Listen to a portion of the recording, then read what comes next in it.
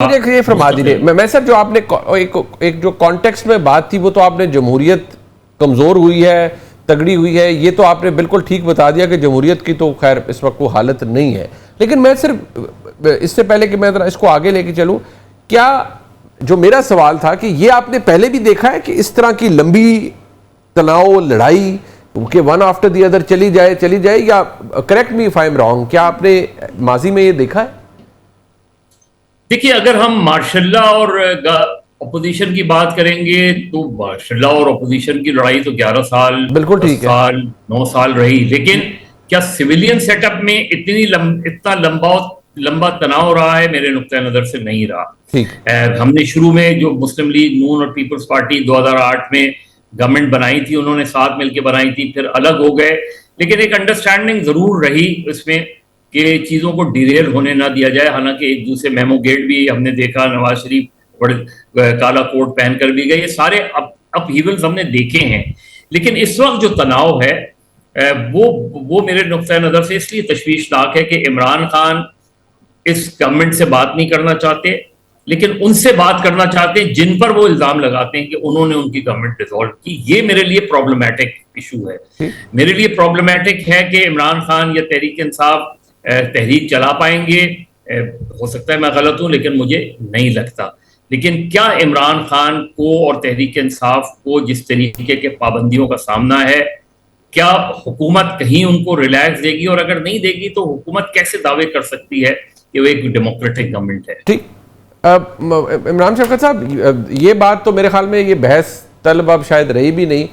Civilian space ہمارے ملک میں جتنی کم ہوئی ہے یہ دور ہم نے عمران خان صاحب کے دور سے تو زیادہ دیکھا ہے پھر اس کے بعد بتدریج یہ رہا ہے لیکن آج شاید کسی بھی یا خاص طور پر اگر میں یہ کہوں پی ایم ایل این کا تو یہ مسئلہ بھی نہیں ہے شہباز شریف صاحب کا یہ مسئلہ نہیں ہے کہ سویلین سپیس وہ تو بلیو ہی اس بات پر وہ تو اس وقت پروگریس کی بات کر رہے ہیں وہ کسی لڑائی میں تو پڑھنا ہی نہیں چاہتے لیکن یہ جو ہم دیکھ رہے ہیں جس طرح ابھی مظہر صاحب نے بھی کہا کہ ایک سویلین ڈسپنسیشن میں اپیرنٹ سویلین ڈسپنسیشن میں اس طرح کی تناؤ اور لڑائی جو کہ ختم ہی نہیں ہونے جا رہی یہ کہاں رکتی بھی نظر آ رہی ہے آپ کو اس میں کوئی ٹرن اراؤنڈ ہمیں نظر آ رہا ہے یا نہیں؟ بہت شکریہ منیب صاحب جو بات کی مظہر عباس صاحب نے میں 100% ان سے اتفاق کرتا ہوں بڑی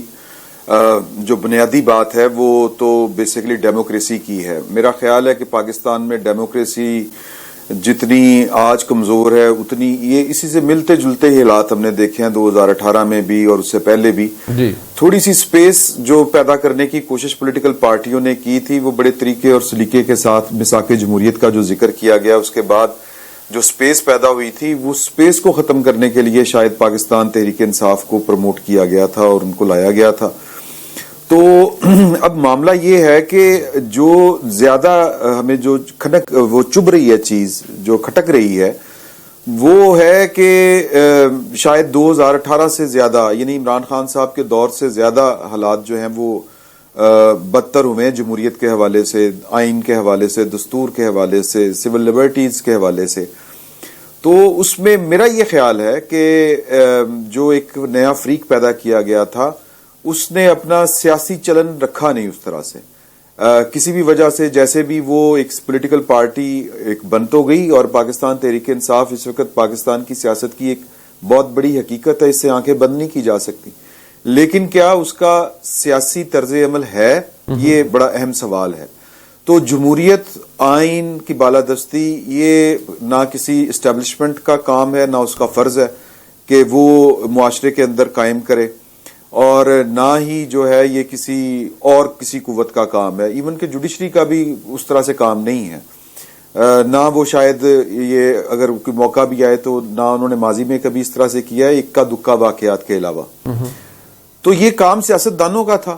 تو سیاست دانوں میں یہ بار بار بات کی گئی اور یہ بار بار جو ہے وہ پاکستان کی انٹیلیجنسیا کی طرف سے یہ کہا گیا کہ سیاست دان آپس میں بیٹھے ہیں اب مسئلہ یہ ہے کہ ایک شخص جس طرح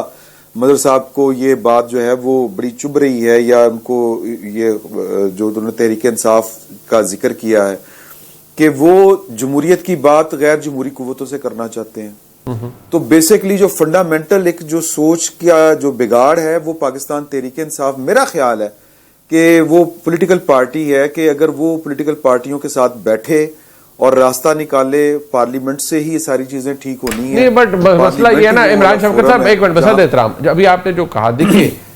ہمارے ملک میں مقتدرہ کی اہمیت کیوں ہے؟ اس لیے کہ ان کے پاس بے شمار طاقت ہے. اب عمران خان صاحب کے اس آرگیومنٹ سے میں، آپ، مدر صاحب، ہم تینوں اختلاف کرتے ہیں کہ یار یہ کیا بات ہے کہ میں نے اسٹیبلشمنٹ سے بات کرنی ہے، لیکن along side this میں، آپ اور مدر صاحب شاید ہم تینوں اس پہ اگری کریں کہ وہ اس لیے کہ طاقت تو ہمارے ملک میں ہے ہی مقتدرہ کے پاس. کوئی اپوزیشن میں ہے تو اس کی چاہ یہ ہے کہ میں اسٹیبلشمنٹ کے ساتھ مل کے اقتدار میں آ جاؤں، آج کی حکومت کو گرا دوں. جو حکومت میں ہے وہ بھی اس رسی کو پکڑے رکھنا چاہتا ہے کہ نہیں میرے ہاتھ سے یہ رسی نہ چھوٹ جائے تاکہ میرا اقتدار نہ کہیں ختم ہو جائے. تو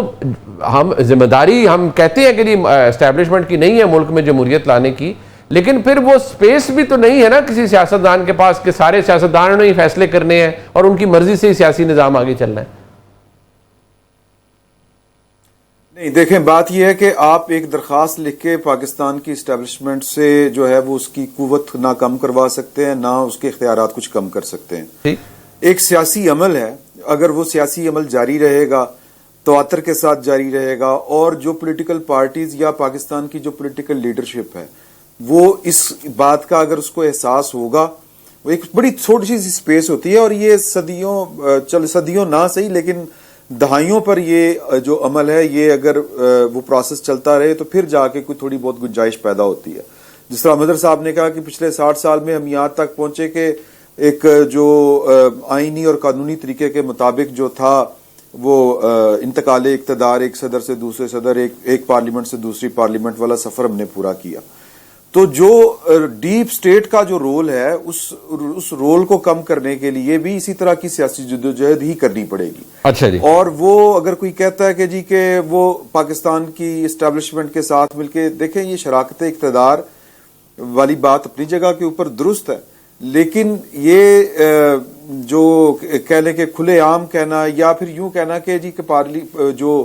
فوج ہے اس کے ساتھ معاملہ طے کر کے، یہ پھر سیاست سے زیادہ سازش ہوتی ہے. ٹھیک ہے. تو جو ایک ایسا رول پاکستان کی اسٹیبلشمنٹ کا جو اب نہ سیکرٹ رہا ہے نہ کسی سے پوشیدہ ہے، اس رول کو مد نظر رکھتے ہوئے جو ایک بن گئی ہیں آپ کی سیاسی اخلاقیات، ان کے اوپر ہی اگر چل لیا جائے تو میرا خیال ہے وہ کافی ہے. اچھا، اور اسی سے جو ہے سپیس پیدا ہو سکتی ہے. بٹ یہ سپیس بدر صاحب، میرا جو استدلال آپ کے سامنے یہ ہے، بلکہ میں سوال پوچھ لیتا ہوں، استدلال کی تو خیر میری اوقات نہیں ہے آپ کے سامنے میں رکھوں، میں سوال کر سکتا ہوں کہ سر آپ کو کیا لگتا ہے، عمران شوکت صاحب نے کہا آپ درخواست لکھ کے تو اسٹیبلشمنٹ سے ان کی طاقت کم نہیں کروا سکتے یا ان سے کچھ نہیں لکھ سکتے، آپ نے ایک سیاسی جدوجہد کے ذریعے یہ کرنا ہے. سر مجھے بھی کچھ 17-18 سال ہو گئے اور آپ مجھ سے بہت سینئر ہیں، آپ نے بہت کچھ دیکھا ہے. سر یہ جس وزیر اعظم نے کوئی کوشش کی ہو اس کی تو حکومت بھی پوری نہیں ہوتی کہ بھئی اگر مجھے سپیس ملے یا میری کوئی ٹرف جو ہے وہ جیلسلی اگر میں گارڈ کرنا چاہوں، پھر کہاں سے جمہوری نظام تقویت پائے گا؟ دیکھیں منیب، جب سیاستدان کوشش بھی کرتے ہیں نا، ابھی عمران نے یہ باتیں کی کہ میثاق جمہوریت کے بعد جو کچھ ہوا، اور پہلی بات یہ کہ مجھے کوئی چیز چھپتی نہیں ماں سوائے اس کے کہ اگر ہم ڈیموکریسی کا نام لیں اور ڈیموکریٹ ہوں نہ ہم، اور ہمارے رویے ڈیموکریٹک نہ ہوں، وہ بات ضرور چھپتی ہے. اور یہ معذرت کے ساتھ سبھی کے ساتھ یہ ایشو ہیں.